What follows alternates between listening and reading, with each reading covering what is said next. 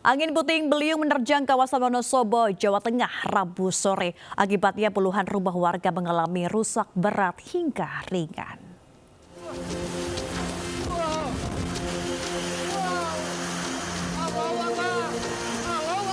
Hujan deras disertai angin kencang menerjang desa Pecekelan, Kecamatan Sapuran, Wonosobo, Rabu sore.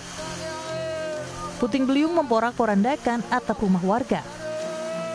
Akibat puting beliung, 3 dusun terdampak, sebanyak 57 rumah warga rusak berat dan ringan. Sejumlah pohon pun tumbang menimpa rumah warga. Di sini paling parah adalah Dusun Kliwonan.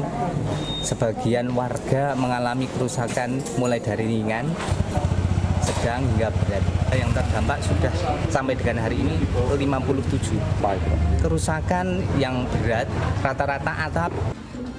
Warga dibantu relawan berjibaku mengevakuasi pohon tumbang dan barang-barang serta memperbaiki rumah yang rusak. Sementara sedikitnya 30 orang yang rumahnya hancur terpaksa mengungsi. Dari Wonosobo, Jawa Tengah, Didik Dono Hartono, Ainis melaporkan.